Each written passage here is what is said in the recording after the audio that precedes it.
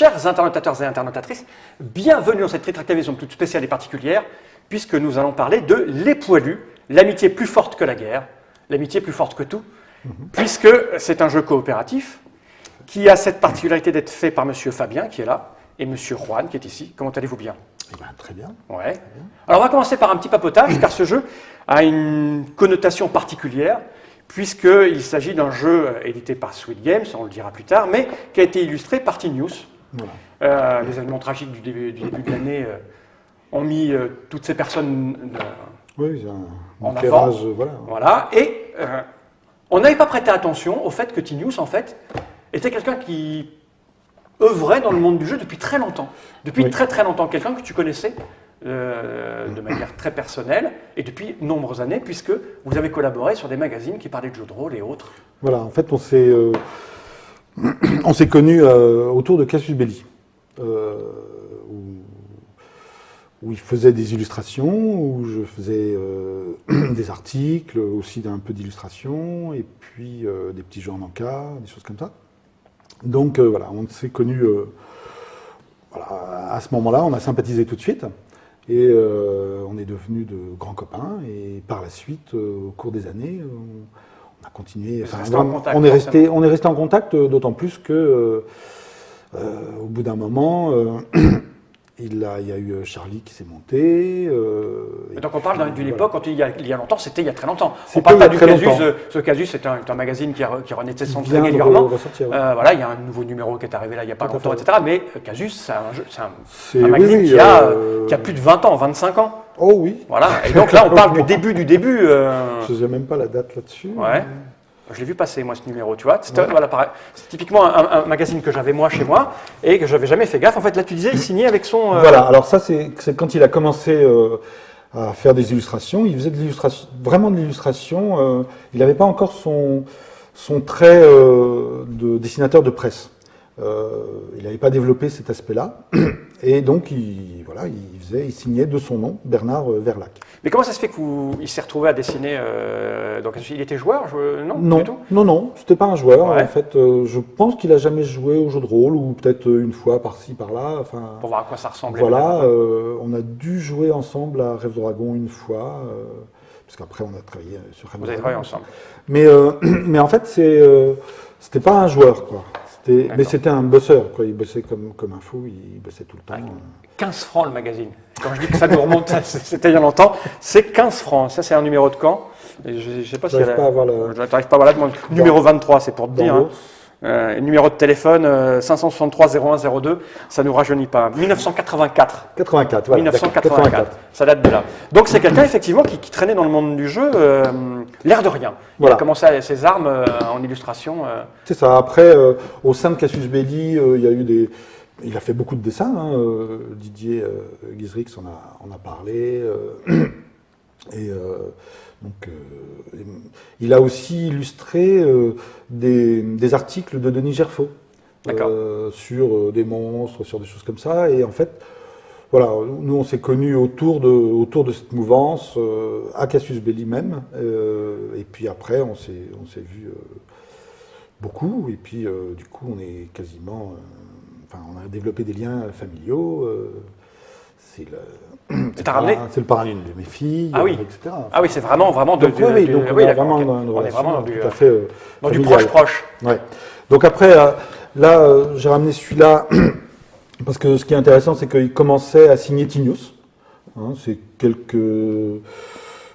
temps après. 86, c'est 2 ans plus tard, ça. Voilà. Donc il commençait à développer aussi un contenu, en fait, une façon de un humour, un système décalé, quelque chose qui commençait avec des perceuses, avec des lutins, enfin des choses. Il amenait vraiment un humour, quoi. Et donc c'était vraiment les prémices de sa façon de traiter l'info, de travailler son dessin de presse, quoi. Donc par la suite, après moi j'ai travaillé à un journal. À la création d'un journal qui s'appelle Chronique d'Outre-Monde. J'en ai vu passer des voilà, comme ça aussi. Ouais. Qui était en fait un concurrent de Casus Belli. Oui, bien sûr. Voilà. Donc voilà, donc on a un T-News avec forcément une petite enclume coincée sur la porte. Voilà, enfin. Ouais, il avait un trait chargé, un trait bien. Bon, c'est pareil, hein, c'est les fins des années 80. Hein. Oui, oui, oui. Donc on ne dessinait pas dans les années 80 comme on dessine maintenant. Tout à fait, oui. Hein, donc, mais toujours très jeu de rôle, mais ça c'est parce que ta partie au départ c'était le jeu de rôle. Voilà, en fait, hein, moi, c'était le milieu dans lequel tu évoluais. Voilà, j'étais dans le jeu de rôle, c'était le jeu de société, c'était plus, comment dirais-je, des encarts ou des choses comme ça. C'est par les encarts en jeu de société que je suis venu au jeu de société, réellement. En fait, voilà. Mais c'était aussi un moyen de gagner un petit peu de sous, quoi. À cette époque-là. Oui, ça gagnait pas grand-chose. Voilà, il fallait. il fallait gratter, manger un petit peu, quoi. Mais il y avait nombre de revues hein, sur les. Ouais. Donc il y avait une autre. Enfin voilà, ça c'est un autre exemplaire de chronique. Un peu plus tardif. Et là, c'est un dessin qu'on a commis ensemble. Ensemble, il y a T-News voilà. et Juan Rodriguez qui est écrit là. Voilà, et on a fait comme ça deux dessins ensemble, celui-là et puis un autre. Et voilà. Donc à peu près à cette époque-là, j'ai participé à l'édition de Rêve de Dragon. Un jeu de rôle. Moi, j'ai dû faire une partie de Rêve de Dragon. J'ai essayé plein dans les années 80, fin 80, début 90. Le mob travaillait dans une boutique de jeux de rôle, après essayer tout ce qui sortait, et j'ai dû faire une partie de Rêve de Dragon. Bah, oui, Rêve de Dragon, pour nous, c'était vraiment le premier jeu de rôle français qui était un peu concomitant avec les trucs de Croc, Bitume, Innominé sorti juste après, je crois. Enfin, voilà. Mais donc, c'était vraiment le tout début, quoi. Et donc là, on avait monté une structure pour l'éditer. Et donc, c'est la... voilà, donc on était 3 illustrateurs, dont moi, T-News, et puis un autre copain que j'ai perdu de vue. D'accord, non, c'était du jeu de rôle à l'époque. Hein, c'est bleu. Voilà. C'est bleu, voilà. Ah, c'était voilà. Bleu. Ah bah c'était une volonté. On voulait voilà, et donc là on a du dessin. Ouais. Et voilà, il faisait. Et ce qui est drôle, c'est que son personnage qui illustrait, qui donnait les exemples, etc. dans le dragon, en fait, c'était la tronche de Denis Gerfaux, quoi. En fait. D'accord. Il se moquait. Voilà, c'était assez amusant. Il faisait, voilà, et donc c'est la première mise en page que j'ai faite, en fait. D'accord. Parce que après, j'ai travaillé beaucoup dans la mise en page, graphisme de différentes façons. Et là, il signe encore je suis en train de remarquer, il revient vers son vrai nom. Voilà. Parce que c'est très sérieux, du coup. Oui. Et très illustratif, en fait. Oui, c'est un jeu de rôle, donc il faut raconter. Hop. Voilà. Ça sera trouvable maintenant, Rêve de Dragon. Oui, c'est pas fréquent. Ouais. Donc après, suite à la sortie de Rêve de Dragon, on a publié voilà, un petit magazine qui était des scénarios, en fait, les miroirs d'Etermédiane. Et son poster. Voilà, et on était parti sur le principe de faire un poster à chaque fois. Voilà, et ce poster, c'est le poster qu'on a aussi créé ensemble, qu'on a dessiné tous les deux. Voilà, et... la voix du dessus. Et donc le dragon, forcément, qui arrive. Denis avait une manie, c'est que tous ces dragons avaient des noms imprononçables, quoi. Et, ce qui devait emmerder les maîtres de jeu et les joueurs. Voilà. Et, Lovecraft avait la même manie. Hein. Voilà. Ouais, mais Lovecraft, il avait un truc qui disait c'était indescriptible, indicible. Voilà. Alors toi, il fallait le prononcer, quoi. Alors du coup, on leur donnait des petits diminutifs parce que sinon, avec c'était Narluit Kalachnichnov, quelque chose comme ça. Donc c'était Narluit, voilà. Voilà, donc. Et là, toujours en collaboration, mais c'est sur un certain nombre d'années. On était vraiment ensemble, quoi. Ah ouais. Je ne sais plus la date exacte de ces choses-là. Il doit y avoir un ours avec la date marquée. Peu importe, mais bon. Mais 85, ça, tu vois. Ouais. Et puis par la suite, j'ai fait un autre magazine de jeux de rôle toujours, qui a pas eu, qui a existé, je ne sais plus combien, une quarantaine d'exemplaires de numéros. Et il se trouve que T-News a fait la couverture du numéro 1. Mais forcément, oui. Voilà, puisque moi je faisais tout le reste, en fait, direction artistique, maquette, etc. Et puis il se trouve que le directeur était un certain Didier Jacobet. voilà, qui Tiens donc, apparaît avant Tilsit. Avant Tilsit, oui, c'est ça. C'est qu'en fait, je pense que c'est à ce moment-là que Didier Jacobet est arrivé dans le monde du jeu. D'accord. Enfin, Je rappelle vite autour de fait, Didier Jacobet est devenu le patron de Tilsit et depuis peu de Sweet November, enfin depuis peu, depuis... Sweet November, puis Sweet Games. Sweet Games, donc l'éditeur de... C'est bien une histoire de famille et de liens... Et de liens amicaux. Pas toi. En fait, Pas complètement fermé. Il y a des électrons libres. ouais, qui arrivent et qui sont bien accueillis, je pense, j'espère. Et là, Croc, je suis un auteur libre. Voilà. Déjà, Croc n'a pas changé Non. depuis toutes ces années. Croc est toujours un auteur libre. Voilà. Donc, forcément, comme toujours, premier numéro, on demande au copain et Voilà. il fait son dessin. Et là, alors là, on ne reconnaît absolument pas le trait. Hein. C'est un montage. Non, ça parce que là, c'est une photo. C'est à c'est une partir photo, d'une voilà, photo. il Il y a une retouché photo, et- un copain qui avait fait une photo. On avait un principe de danse qui était une bande dessinée d'une joueuse qui était rousse. Et donc, c'était pour illustrer ça, pour lancer un peu. Voilà, on a une très belle photo de Denis, de moi. Barbu à l'époque. Là, Bah oui, m'as bah caché ça. et on bah ne oui. te reconnaît pas du tout. Pas du tout, pas du tout. Ah non, on ne te reconnaît pas du tout, Voilà, du tout. et T'as en même plus, je quelques m'appelle kilos en Jean-Charles plus. à ce Ah oui, en moment-là. plus. Ouais. Mais qui change tout, le visage, le nom. T'es sûr que c'est toi? L'ADN est le bon, l'ADN est le vrai. Voilà, et Croc. Croc est là. Croc est là. Alors, vous voulez vous marrer un coup? Voilà, parce que ça, c'est Croc. Je sais pas si... C'est juste à la sortie d'Innomine Innomine Satanis. Satanis, et là, c'est le Croc qu'on connaît, voilà. Et ici, il est encore plus rigolo. Voilà. Ça c'est bien Croc. Quand on dit qu'il n'a pas changé, c'est un peu comme toi, c'est très léger. C'est très, très léger. Et donc, c'est une revue consacrée au jeu de rôle. Moi, pareil, Voilà, j'en ai vu passer un ou Complètement. deux, ouais. Beaucoup sur les backgrounds, enfin sur l'accompagnement, et des choses comme ça. Voilà. Et puis, donc, Tinius a illustré fréquemment. Ensuite, comment dire Cette relation était à double sens. Il venait travailler pour le monde du jeu, et toi, de temps en temps, Voilà. t'allais sur des... Voilà, c'est-à-dire qu'en fait, il y avait une confiance, bien sûr, et une habitude de travailler ensemble, et tout ça qui s'était installé. Et donc, quand Charlie, enfin, quand la grosse Bertha s'est montée, avant Charlie, les choses se sont faites un peu rapidement. Après, ils sont partis de la grosse Bertha, enfin, toute l'équipe est partie de la grosse Bertha pour créer Charlie Hebdo. Ça s'est fait en moins d'une semaine, en quelques jours. Donc c'est pareil, Tinius n'a pas eu le temps de m'appeler, etc. Donc ils ont commencé avec à faire la maquette et la fabrication avec des gens, qui étaient des copains, des connaissances en tout cas de Cabu. Et puis ça ne s'est pas bien passé. Très rapidement, Tinius m'a appelé en disant il faut que tu viennes, il faut que tu trouves, enfin, il faut que tu vas trouver des façons de faire pour que le journal se passe mieux au niveau de sa fabrication et de sa maquette.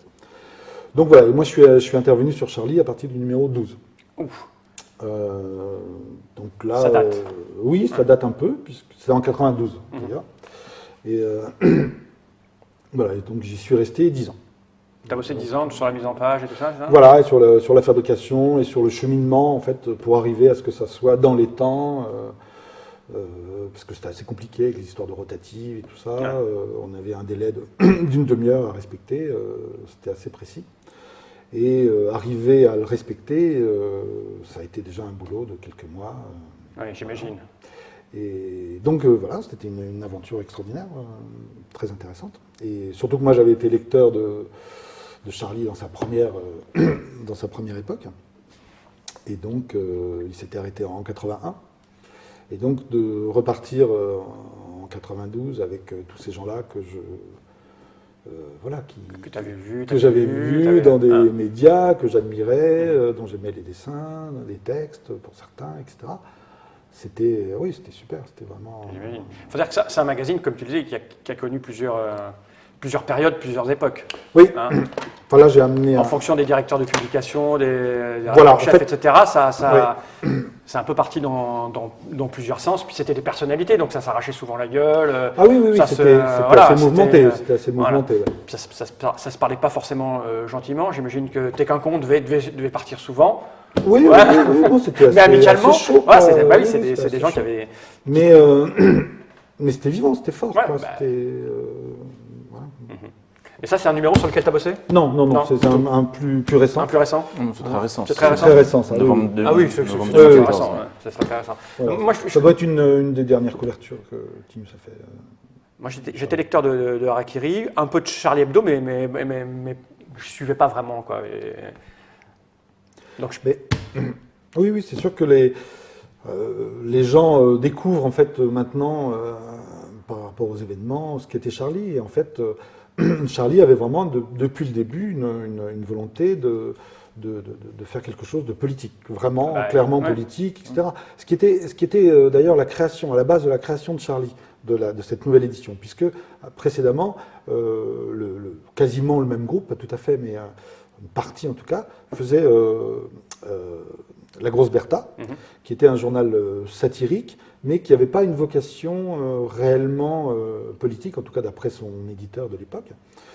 Et ça a été les dissensions qui ont fait que Val s'est retrouvé renvoyé en fait de La Grosse Bertha, et que il s'est trouvé renvoyé, et du coup toute l'équipe a suivi, ou quasiment, quoi. D'accord. Et ils se sont retrouvés sur le pavé en disant qu'est-ce qu'on fait, et donc ils ont discuté avec Cavana, qui leur a dit le titre Charlie Hebdo est libre, prenez-le, etc. Voilà, c'est comme ça que ça s'est fait, et donc c'était vraiment dès sa création quelque chose où il y avait une volonté de faire un journal avec des visées politiques et avec un propos, quoi. La satire, mais voilà, donc c'est vrai que c'était très, très fort, c'était très intéressant. Il n'y avait que des personnalités très fortes. Et voilà. Et ils ont eu plein de difficultés, parce que là, tout le monde s'est précipité sur le dernier numéro, mais c'est un magazine qui a fait disparaître plus d'une fois, et qui ne se vendait pas beaucoup, qui se vendait beaucoup quand même, mais pas suffisamment pour... En fait, quand je suis arrivé, les ventes devaient être dans les 30 000 à peu près, ce qui est assez peu. Enfin, finalement, ouais. C'était assez peu.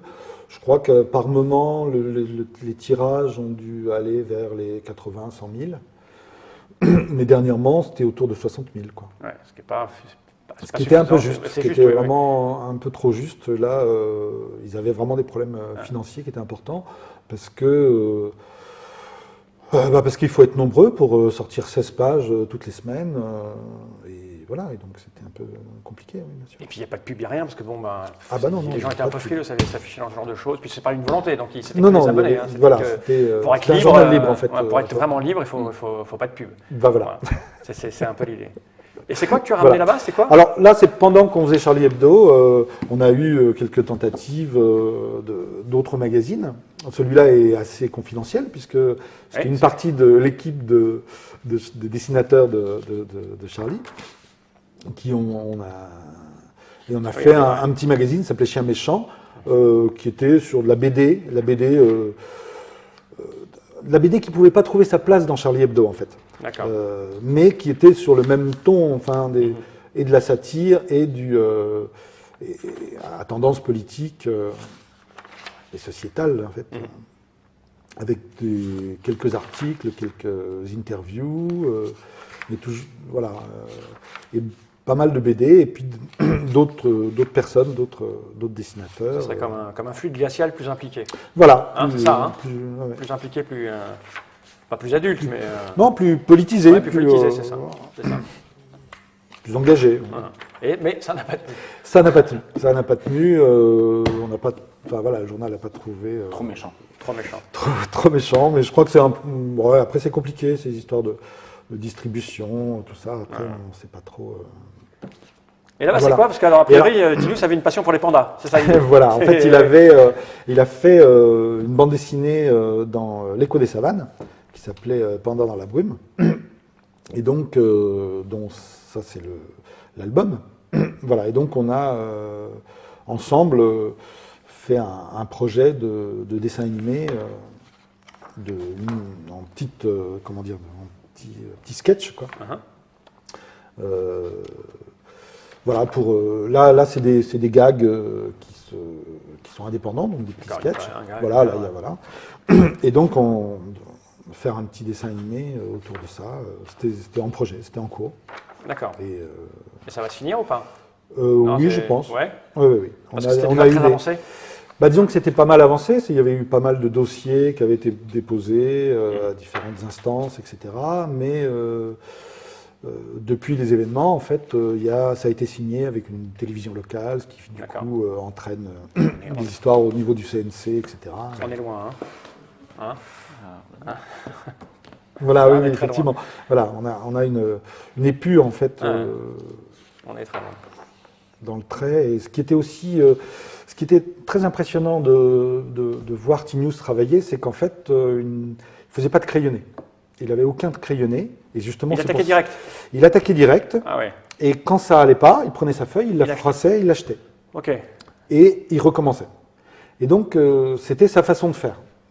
Donc, il avait un gros tas de papier à côté de lui, froissé. Mais son dessin, son principe, c'est ça, c'est que ça sortait d'un jet, quoi. Okay.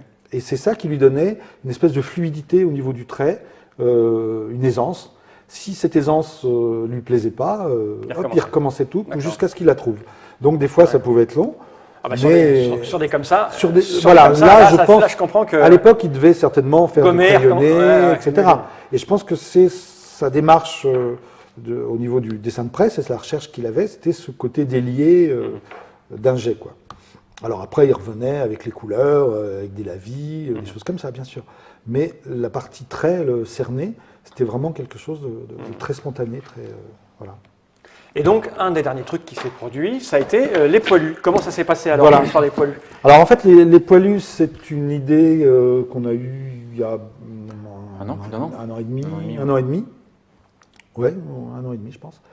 Et puis, on a travaillé dessus, prototype, etc., tests successifs et tout ça. Donc vous avez travaillé sur la mécanique tous les deux, c'est ça? Tous les deux ensemble, oui, voilà. Vous êtes voisins, vous connaissez depuis... On est dans la même ville, à Tours. Ouais, c'est ça. Okay. Voilà, enfin moi, ça fait 3 ans que je suis à Tours. En arrivant à Tours, j'ai pris un peu mes marques et on s'est rencontrés. Je suis revenu à Tours il y a 3 ans et on s'est rencontrés autour du jeu, autour d'une table. Voilà, en juin. Et puis, assez naturellement, on a commencé à évoquer des possibilités, dont les poilus. Et puis voilà, il y a tout un travail qui s'est fait, d'épure, de recherche, tout ça.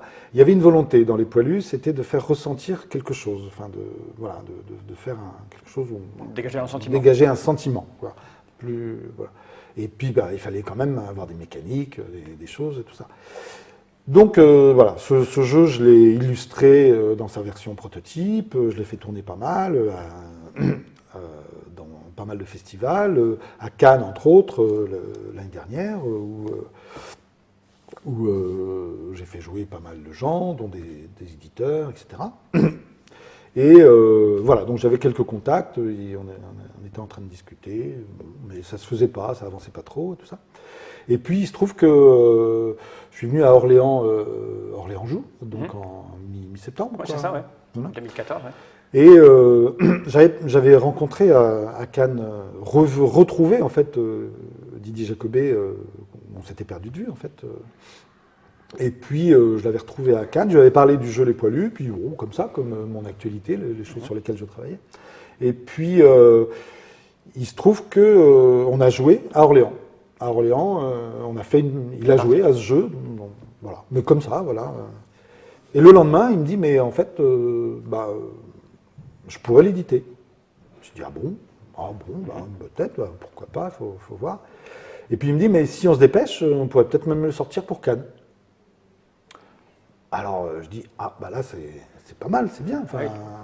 Parce que vu le sujet, vu la période, etc., on se disait que plutôt le jeu était prêt en fait. Le jeu était prêt. C'est que 5 mois pour illustrer et produire. Voilà. Très court. Du coup, ça, la pression. Ça nous mettait une pression très importante. Il fallait que tout parte chez l'imprimeur avant la fin de l'année ou dans la première semaine de janvier.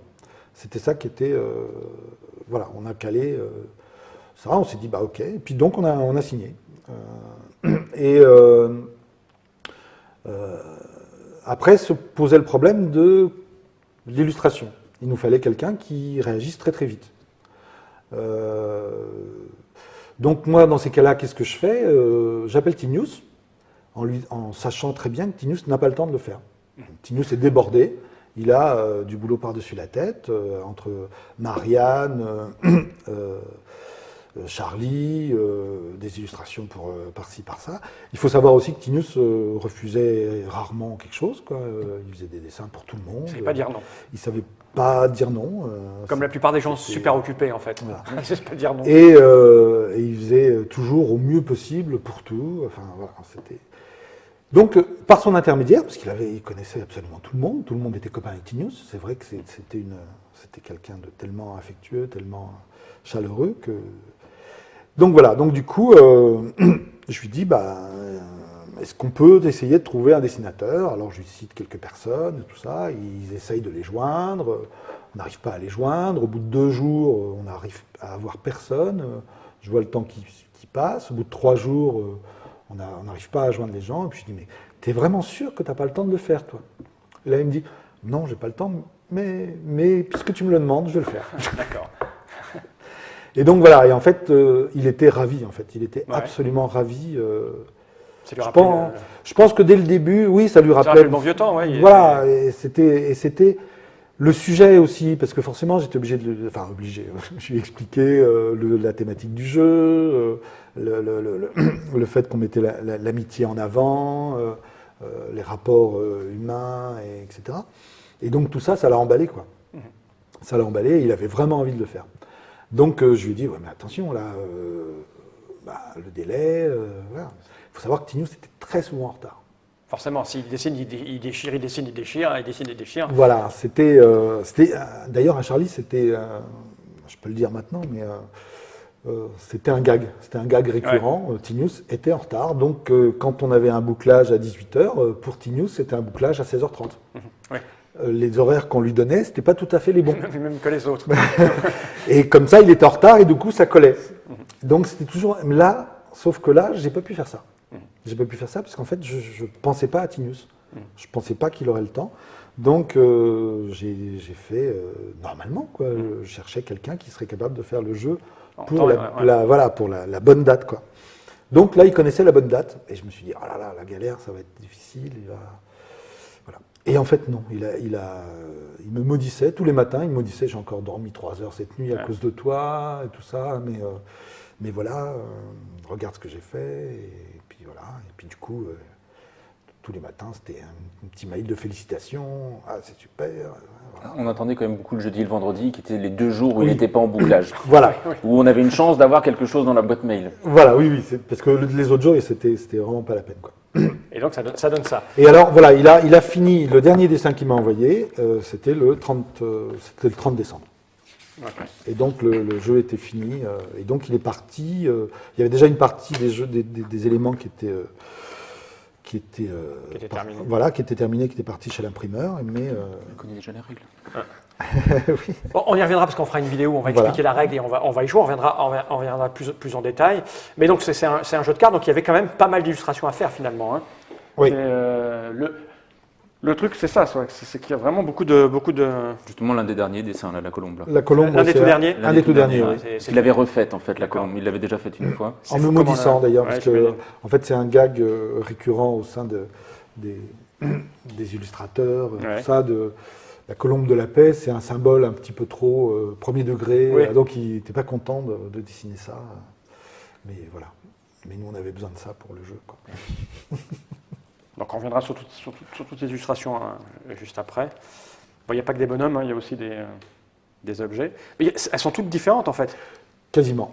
Ah oui, donc il y a un sacré putain de boulot quand même. Oui, ça marche avec un système de paysage qui est découpé après, donc il y a pas mal de... Ouais. Elles ne sont pas toutes différentes, enfin au niveau des dessins, il n'a pas fait un dessin par carte. Ouais. Il y a une composition qui se fait. Mais il en était très content, et moi aussi, et on avait évidemment prévu de venir avec lui. D'accord. On devait, effectivement, comme il disait dans la news, on avait prévu de le briefer, de passer du temps ensemble pour le préparer à pour pas qu'il nous revoir. Pour pas qu'il nous crée des problèmes. Enfin, il n'y en aurait pas eu, non, mais on peut dire tout ce qu'on veut. Des questions qui étaient hors de propos, j'en sais rien. Enfin, voilà. Donc voilà, on avait prévu de se briefer, il était super content. Et voilà, et puis le sort l'a décidé autrement. J'imagine, d'une façon qui était hallucinante, quoi. Et puis en plus, voilà, le jeu, il était en impression, quoi. Il était parti à l'imprimerie. Et la question qui s'est posée pour nous, c'était, voilà, qu'est-ce qu'on fait pendant quelques jours on s'est vraiment posé cette question, savoir est-ce qu'on arrêtait, est-ce qu'on le sortait, est-ce qu'on le repoussait, est-ce que tout ça. Et puis au final, une fois que les premières émotions sont passées, qu'on a récupéré un petit peu de capacité de réfléchir, on s'est dit que non, on s'est dit que il fallait faire tout comme voilà, en tenant compte de la situation, mais on n'allait pas céder en fait et repousser. Non, il n'y a aucune raison. Il n'y avait aucune raison de ne pas le sortir. Quoi qu'il arrive, il n'y avait aucune raison. Au contraire, il faut le sortir. Mais c'était une question qu'on s'est posée quand même, parce qu'on ne savait pas, parce qu'on était paumés, parce qu'on était dans la tristesse et dans le choc, quoi. Mais au final, assez rapidement, on a décidé d'aller de l'avant. On a discuté avec Chloé, son épouse, et puis qui était d'accord avec nous. Il fallait le faire, quoi. Oui, il n'y a pas de raison. Surtout que c'est un retour. Voilà. Donc, il l'a fait avec plaisir, manifestement. Ouais. Et, par pure amitié, il n'y a aucune raison de ne pas le sortir. Donc, et là, il arrivera donc pour Cannes. Il sera prêt pour Cannes. Bah, si tout va bien. Si l'imprimeur fait bien ce qu'il faut, ça doit fonctionner. Ça doit être présent à Cannes, oui. Ce qui était prévu dès le début, avant que Tinius soit directement au niveau des illustrations impliqué. D'accord, là, ça suit son cheminement. Il y aura une émotion supplémentaire. Certes. Mais bon, Oui, parce que moi, c'est vrai que ouais, c'est toujours. Enfin, c'est pas facile, quoi. Ah ben ça, oui, je comprends tout à fait. Ouais. C'est quelque chose qui. Le jeu, enfin forcément, le jeu, de par sa thématique, de par la volonté, de tout ça, était déjà un peu particulier, enfin, portait une certaine émotion en soi. Maintenant, c'est complètement décuplé. Enfin, oui, j'imagine. Donc oui, parce que c'est marqué quand même, hein, l'amitié est plus forte que la guerre. Voilà. C'est comme quoi le sort, l'histoire est toujours très, très étonnante. On ne peut pas dire qu'elle aime plaisanter, mais elle est parfois cynique. Parce que c'est. Le sous-titre était déjà là avant. Voilà, le sous-titre était déjà là avant. Voilà, c'est assez. Ah oui, tout ça, c'était chez l'imprimeur. C'est assez déstabilisant. Il y avait juste. On a réussi à juste rajouter un petit truc au niveau de la règle. Derrière. Voilà. Il n'y avait que la règle. On a eu la possibilité de rajouter un petit peu dessus. Un petit mot sur la règle, c'est tout. Voilà.